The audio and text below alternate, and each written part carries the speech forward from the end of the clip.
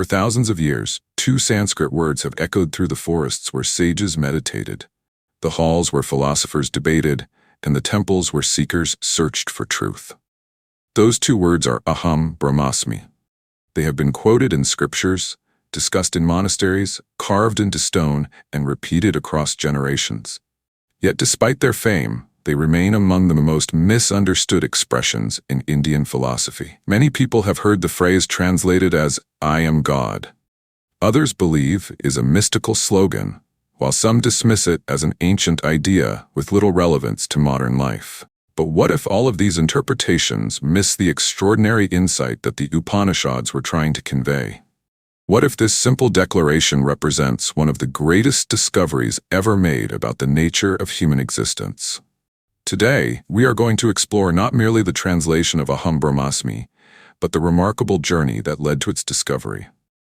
This is a story that begins more than 2,000 years ago, when the sages of ancient India asked a question that continues to challenge humanity even today. Who am I? Unlike many civilizations that focused primarily on understanding the external world, the seers of the Upanishads turned their attention inward. They observed that everything we normally identify with is constantly changing.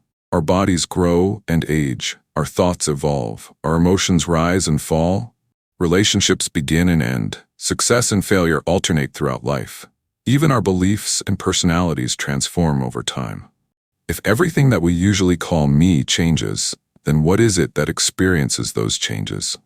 Is there something permanent behind the ever-changing flow of life? This question became the foundation of one of the greatest philosophical traditions in history. It was not asked out of idle curiosity, but from a sincere desire to understand the very nature of existence. The sages spent years in contemplation, dialogue, meditation, and disciplined inquiry. Their search eventually led them to a profound realization.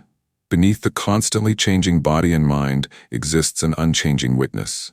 This witnessing consciousness is what the Upanishads call Atman, the deepest self. At first glance, this idea may seem abstract. Yet consider your own experience. You remember being a child, a teenager, and the person you are today. Your body has changed dramatically, your opinions have changed, your ambitions have changed. Yet there remains a sense of continuity, a silent awareness that has witnessed every stage of your life. The Upanishadic sages argued that this witnessing awareness is more fundamental than the changing personality we normally mistake for ourselves. Their inquiry did not stop there. Having discovered the nature of the self, they turned toward an even greater mystery.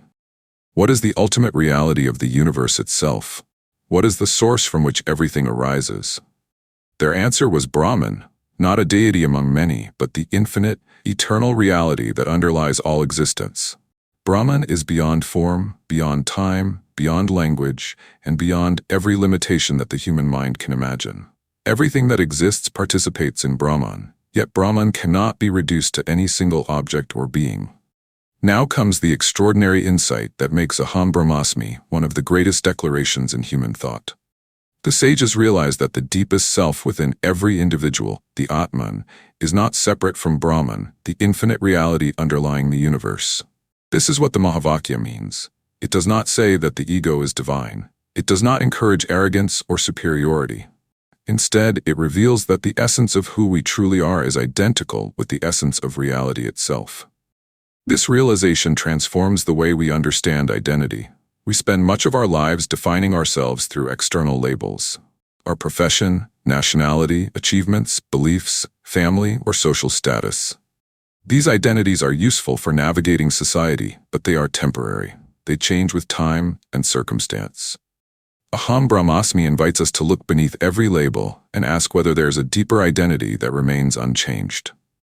According to the Upanishads, there is. It is the silent awareness that witnesses every experience without itself being altered.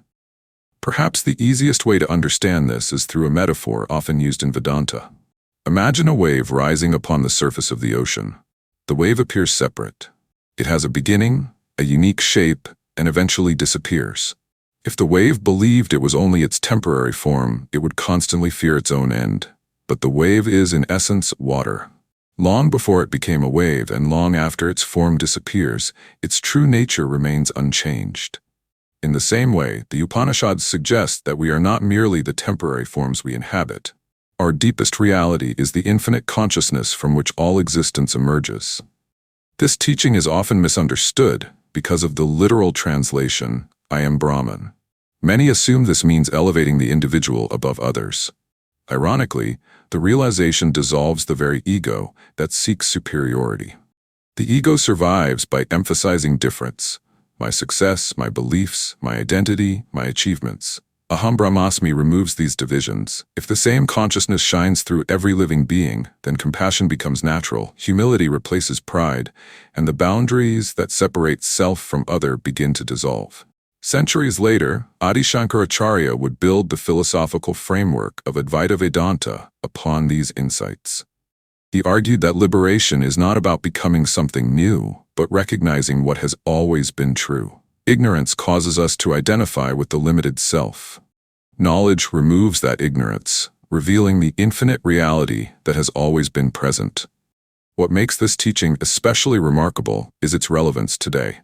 Modern society constantly encourages us to define ourselves through careers, achievements, possessions, and digital identities. Success becomes self-worth. Failure becomes personal defeat. Social media amplifies comparison, making identity increasingly dependent on external validation. Against this backdrop, the Upanishadic vision offers a radically different perspective. It reminds us that our deepest identity is not determined by changing circumstances, but by an awareness that remains constant through every stage of life. This does not mean withdrawing from the world or abandoning ambition. Rather, it means engaging with life from a place of inner freedom. Success can be celebrated without arrogance. Failure can be endured without despair. Relationships become expressions of shared humanity rather than competitions for validation. The realization of Aham Brahmasmi does not remove us from life. It allows us to participate in it with greater wisdom, compassion, and balance. Perhaps this is why the sages never presented Aham Brahmasmi as a slogan to memorize or a doctrine to accept blindly. It was an invitation to inquire, to meditate, to observe, and ultimately to experience the truth directly. The Upanishads consistently encourage investigation over unquestioning belief.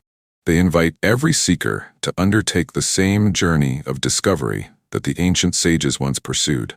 And perhaps that is why these two Sanskrit words continue to resonate across millennia.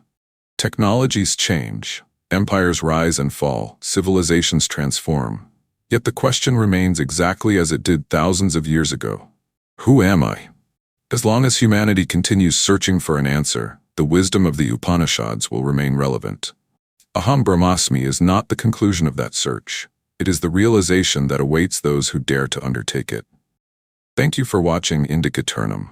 If you enjoyed this exploration into the timeless wisdom of Indian civilization, consider subscribing and sharing this video with others who seek to understand the deeper ideas that have shaped one of the world's oldest living traditions. Until next time, keep exploring, keep questioning, and keep discovering the wisdom that time could never erase.